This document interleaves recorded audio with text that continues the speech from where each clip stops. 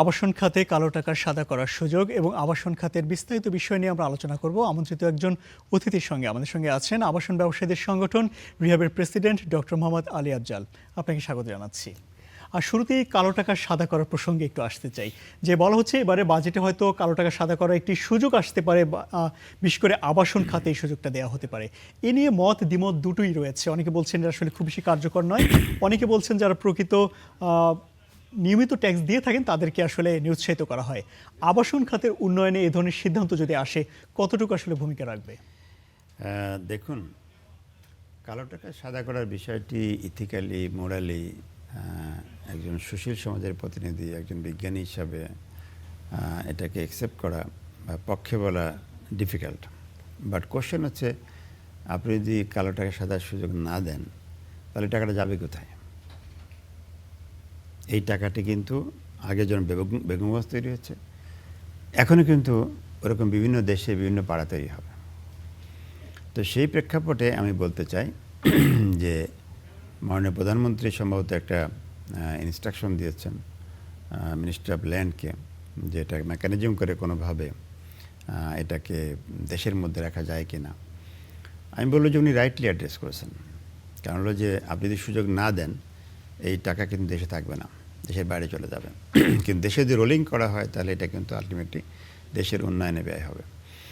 But সেটা কিভাবে নিবে, কিভাবে করবে, দ্যাটস অ্যানাদার কোশ্চেন। আপনি ঠিকই বলেছেন যে যারা রেগুলার ট্যাক্স পে করে তারা তো তাহলে তো নিরুৎসাহিত হবে, যে ট্যাক্স না পে করলে একটা সার্টেন টাইম পরে কিন্তু এই ব্ল্যাক মানি হোয়াইট হওয়ার সুযোগ পাবে সে।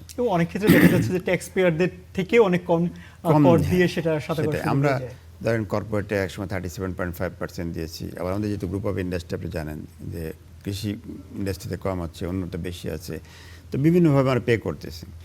যারা রেগুলার ট্যাক্স পেয়ার তাদের জন্য কিন্তু এটা নিঃসন্দেহে তারা এই কোশ্চেনটা তুলবে যে এটা কী করে সম্ভব।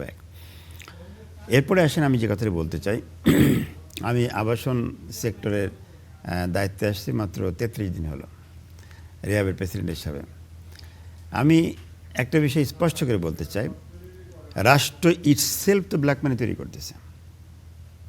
আপনি কোশ্চেনটা মানে কীভাবে? আমরা যে প্লটগুলো, ফ্ল্যাটগুলো আমার রিহাবের মেম্বাররা যে বিক্রি করে, সেটা রেজিস্ট্রেশন খরচ রাষ্ট্রের পক্ষ থেকে নির্ধারণ করা আছে। ধরেন আমি একটা ফ্ল্যাট সেল করলাম 2.5 কোটি টাকা, কিন্তু রাষ্ট্রের নির্ধারিত নিয়মে এটা রেজিস্টার হয় কিন্তু 50 লাখ টাকা। তো 50 লাখ টাকা যিনি ক্রেতা, ওনার বৈধ অবৈধ টাকা, উনি কিন্তু 50 লাখ টাকা দিয়ে আড়াই কোটি টাকা কিন্তু উনি হালাল করে ফেললেন। বাট আমি ব্যবসায়ী, আমার কাছে কাগজ আছে 50 লাখ টাকার, আমাদের ব্যবসা করছি, কিন্তু আমি টাকা রিসিভ করেছি 2.5 কোটি টাকা। তাহলে এই যে 2 কোটি টাকায় ব্ল্যাক হয়ে গেলো, কে করলো? এটা কিন্তু রাষ্ট্র করেছে। পুরো মেকানিজমটাই আসলে এভাবে না, আমি একটা সলিউশন আছে। সলিউশন হচ্ছে কি, আমরা বলতে চাই স্পষ্ট করে, মাননীয় প্রধানমন্ত্রী কেউ বলতে চাই, উনি ভালোভাবে দেশটাকে ভালো করতে চান, একটা মানবিক রাষ্ট্র, কল্যাণ রাষ্ট্র করতে চান। দীর্ঘ 17 বছর দেশে বাইরে ছিলেন, অনেক ভালো ভালো কনসেপ্ট নিয়ে আসছেন। আমি বলতে চাই যে আপনি এই রেজিস্ট্রেশন খরচ 15% কমিয়ে আপনি 5% করেন, অথবা 3% করেন। তাহলে হচ্ছে কি, আমি হিসাবটা মিলাই দিচ্ছি। এখন যে আপনি 15% নিচ্ছেন, তাহলে আপনি যদি 50 লক্ষ টাকা রেজিস্টার, তাহলে 7.5 লাখ টাকা পাচ্ছেন। এটা 3% করেন, আর 2.5 কোটি টাকা রেজিস্ট্রি করেন, আপনি 7.5 লাখই পাচ্ছেন। তাহলে রাষ্ট্র কিন্তু টাকা একই পাবে, বরং আপনি 3 না করে আপনি 4 করেন, তাহলে রাষ্ট্রের ইনকাম বেড়ে যাবে। কিন্তু সুবিধা হলো যে ব্ল্যাক মানিটা হবে না, তাহলে মানিটা কিন্তু হোয়াইট থাকবে। তো এই জায়গাটা রাষ্ট্র চাইলে কিন্তু করতে পারে, এটা কঠিন কিছু বিষয় না। যে জমি, যে ফ্ল্যাট যে দামে কেনা হবে সেই দামে রেজিস্ট্রি করতে হবে। বাট রেজিস্ট্রি খরচ আগের থেকে ছিল 15%, 4% করে দেন। রাষ্ট্র প্রশংসা হতে হবে এবং রাষ্ট্রের ইনকাম কিন্তু কমবে না।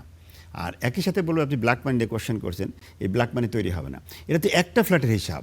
আপনি হিসাব করেন রিহাবের 1809 জন এখন রেজিস্টার্ড মেম্বার, আর নন রিহাব মেম্বার তো মানে রিহাব আবাসন ব্যবসা করছে এমন সংখ্যাও কিন্তু কম না, অনেক আছে। তো মোটা দাগে গত বছর যদি হিসাব বলি, প্রায় 50 লক্ষ টাকা কিন্তু আমাদের এই 50,000 কোটি টাকা গত বছর কিন্তু এই রিহাব সেক্টর থেকে রেজিস্ট্রেশনের মাধ্যমে কিন্তু সরকার পেয়েছে, ট্যাক্স ব্যাটের মাধ্যমে। তো সেই জায়গাটা যদি আমরা মানে এটাকে যেটা বলছিলাম, আমাদের মেম্বাররা একটা ফ্ল্যাটের কথা বলছে, সব মেম্বার তারা যোগ করেন আপনি, it's a huge amount of money. তাহলে আপনি যদি সব মিলে যদি 80,000 কোটি টাকা হয়, সেই 80,000 কোটি টাকা এই মেম্বাররা কী করবে? তারা ব্যবসা করে, তারা লোকালি ম্যানেজ করার চেষ্টা করবে, না হলে কী করবে বলেন আপনি? নাহলে কিন্তু আলটিমেট এটা পাচার হয়ে যাবে, দেশের বাইরে চলে যাবে। তাহলে এই ব্ল্যাক মানি যে রাষ্ট্রীয়ভাবে নিয়মের মধ্য দিয়ে তৈরি হচ্ছে সেটা বন্ধ করে দেন, তাহলে তার ব্ল্যাক মানি তৈরি হয় না, তৈরি হওয়ার পথটাই বন্ধ করে দেন আপনি। তাহলে হবে কি যে এটা একটা সুফল কিন্তু দেশ পাবে। কিন্তু আমি আবারও বলছি, এনবিআর কর্মকর্তা ভয়ের কিছু নাই, তাদের আয় কিন্তু কমবে না, ট্যাক্স ইনকাম কিন্তু কমবে না। তো এই জায়গাটা আমি মনে করি রাষ্ট্রের সুযোগ আছে, এই কাজটা করা দরকার। আরেকটা বিষয় বলতে চাই যে ব্ল্যাক মানি যেটা আসছে, ব্ল্যাক মানি তো একভাবে না, অনেকভাবেই হচ্ছে। আমি ওই দিন বাংলাদেশ ব্যাংকের একটা কথা বলতেছিলাম যে ওনারা অনেক তথ্য চান, যে বিএফইউ যেটা আপনি জানেন, বাংলাদেশ ইন্টেলিজেন্ট বিআইএফইউ বোধহয়।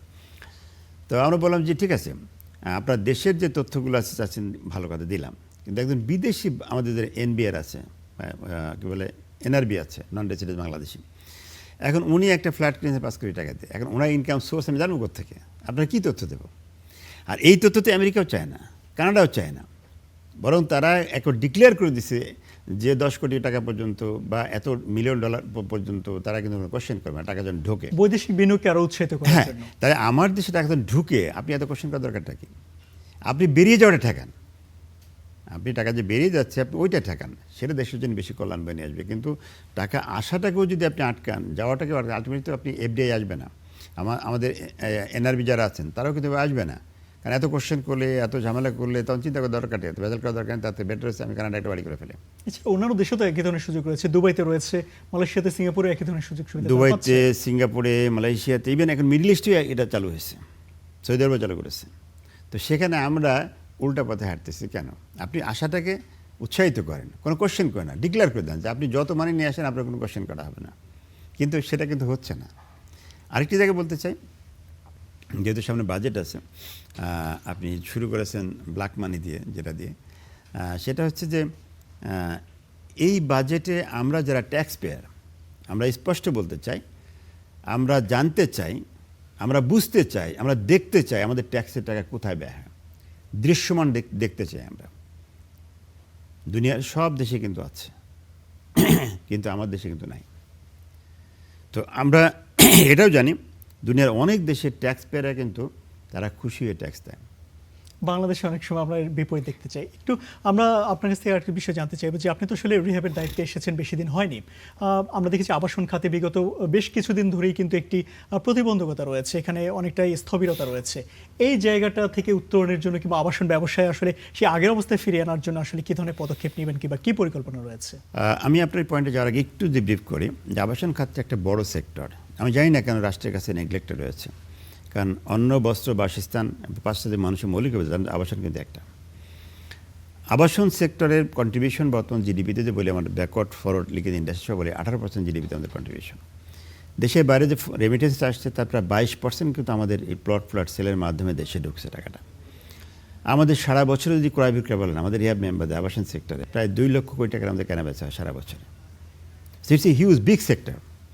একই সাথে আমি বলি যে রাজনৈতিক গুরুত্ব বলি, এই সেক্টর থেকে এই মুহূর্তেও কিন্তু প্রায় 14 জন এমপি আছেন, তার জন্য 2 জন মাননীয় মন্ত্রী রয়েছেন।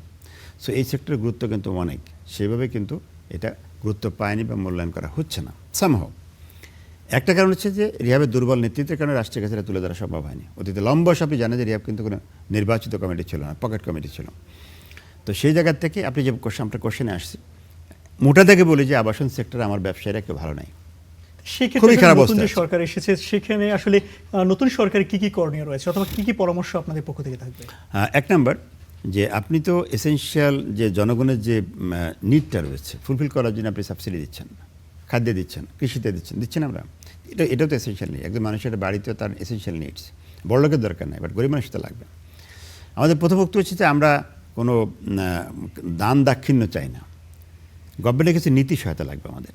এক, দ্বিতীয় হলো যে আপনি দেখেন এই মুহূর্তে আবাসন সেক্টরে যত র মেটেরিয়াল ব্যবহার করে, সিমেন্ট, রড থেকে শুরু করে ব্যাকওয়ার্ড ফর লিঙ্কে যতগুলো র মেটেরিয়াল আছে, আমরা হিসাব করে দেখেছি মোটা দাগে প্রায় 31% দাম বেড়েছে। কিন্তু আমরা চাইলে কিন্তু এই দামটা বাড়াতে পারি না, কেন আপনি যেন একজন ফ্ল্যাট ক্রেতা আমার কাছ থেকে কিনেছেন, আমাদের ক্রয় বিক্রয় কিন্তু মানে একসাথে শেষ হয়ে যায় না, একটা লম্বা ডিল। আপনি বুকিং দেওয়ার পরে 3 বছর, 4 বছর, 5 বছর কিন্তু এটা সময় লাগে হ্যান্ডওভারে। আপনি বুকিং দিয়ে অলরেডি 2 বছর কিন্তু পার করেছেন, কিস্তি দিয়েছেন, এখন যদি আপনার উপর আমি 30% দাম বাড়ায় দিই, আপনি কি মানবেন? তাহলে কিন্তু আমাদের গন্ডা লেগে যাবে, কাস্টমার এবং ডেভেলপারের সাথে গন্ডা লাগবে। বাট অন্য সব ইন্ডাস্ট্রি, আমার সাপোর্ট ইন্ডাস্ট্রি, রড বলেন, সিমেন্ট বলেন, সবাই কিন্তু দাম বাড়ছে, সাথে সাথে দাম বাড়াই দিচ্ছে। আর আমরা কী করব? তাহলে গভর্নমেন্টকে এখানে কি সাপোর্ট দিতে হবে, আসতে হবে। যেমন ধরেন করোনার পরে বিজিএমএকে ডেকে ডেকে সাপোর্ট দিচ্ছে না, দিয়েছে কিনা বলে আপনি জানেন তো, কিন্তু আবাসন সেক্টর কিন্তু আসে নাই। তো এই জায়গাটা সাপোর্ট দিতে হবে। আর একদিকে 31% দাম বেড়েছে, অন্যদিকে দেখেন ব্যাংক লোন, যেটা আমাদের একটা বিল্ডিং শেষ করতে অলমোস্ট সব ডেভেলপারে কিন্তু তারা লোন নেয়, একই সাথে কাস্টমার তারা লোন নেয়। এখন লোন যদি আর 16% নেয়, তাহলে আপনি কীভাবে ব্যবসা করতে পারবেন? 16% ইন্টারেস্ট দিয়ে বাংলাদেশে কেন, দুনিয়ার কোথাও কেউ ব্যবসা সার্ভাইভ করতে পারবে না, সাস্টেন করতে পারবে না। যে কারণে এই মুহূর্তে আমাদের এই আবাসন সেক্টরে প্রায় বেচা কিনা মোটা দাগে অর্ধেক কমে গেছে, অর্ধেক নাই, কেউ কেউ বলছে 60%, কোনো মিডিয়া লেগেছে 70%, আমি ওরকম বলছি না, মোটা দাগে অর্ধেক কিন্তু কমে গেছে। আরেকটি বিষয় হচ্ছে সরকারের নীতি সহায়তা, যেটা বললাম, নীতি সহায়তা হয়নি, বরং উল্টাটা হয়েছে। সেটা কি? সার্টেনলি যে ড্যাপটা হলো, এই যে 25 সালে আমরা 22 থেকে 35 পর্যন্ত 23 সালে পাস হলো, এই ড্যাপের মধ্যে এমন কিছু মানে জটলা তৈরি করা হয়েছে যেটা টোটাল আবাসন সেক্টর দশ নামছে। ড্যাপের সেই আসলে সমস্যাগুলো কি? আপনি এর আগে বলছিলেন যে ড্যাপের আসলে অনেকটা জনমুখী হয়নি, সেখানে আসলে বাধাটা আসলে কোথায় ছিল? আমি অসংখ্য বাধা আছে, আমি একটা দুটাই বলছি। আমি যে সোকল ট্রেড বোর্ড লিডার হিসেবে বলছিলাম যে আমার এই দাবি আছে, আমি রাষ্ট্রের সাথে বলতেছি। এই ড্যাপে প্রথম কথা হচ্ছে বৈষম্য তৈরি করা হয়েছে। আমরা বলেছি যে এক শহর এক নীতি, আমি এই বক্তৃতা আরও 6 মাস দিব, বাট আফটার 6 মাস আমি বলবো এক দেশ এক নীতি, এই বক্তৃতা শুরু করবো আমি। আপনি দেখেন এই ঢাকা শহরেও আপনি যদি বসুন্ধরা যান, আপনি যদি গুলশানে যান, আপনি যদি বাড়িধারা যান, তাদের এক ধরনের হাইট, এক ধরনের ফাট দেওয়া হয়েছে। মিরপুরে যান, অনেক কমিয়ে দেওয়া হয়েছে। কেন? মিরপুরে গরিব মানুষ বাস করে এই জন্য। আচ্ছা, উইদিন দ্য মিরপুর ডিওসিসির ভিতরে 4 কাঠা 8 তলা করা যায়, কিন্তু জাস্ট মিরপুরের ডিওসিসির ওয়ালের পাশেই আপনার একটা 5 কাঠা জমি আছে, আপনি কয় তলা করতে পারবেন? ম্যাক্সিমাম 4 থেকে 4.5 তলা করতে পারবেন। এটা কি বৈষম্য না?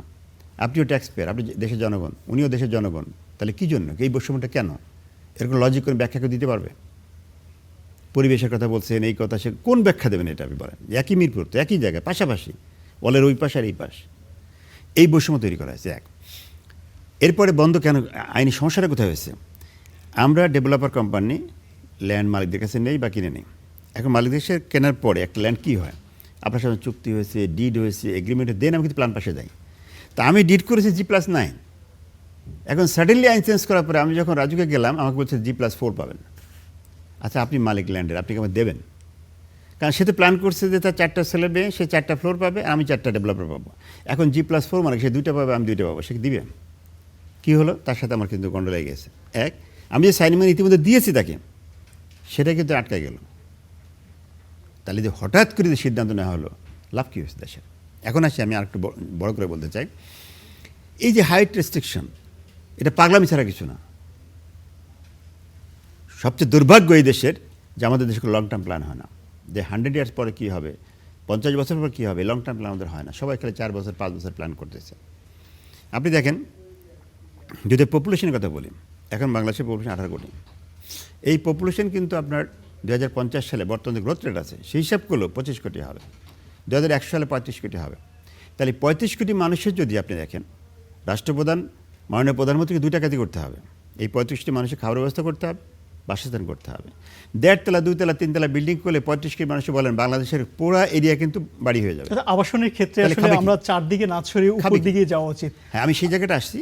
এই বিষয়টা নিয়ে আসলে আমরা হয়তো আরেকদিন আলোচনা করতে পারবো। আজকে আমাদের সময় শেষ হয়ে গেছে।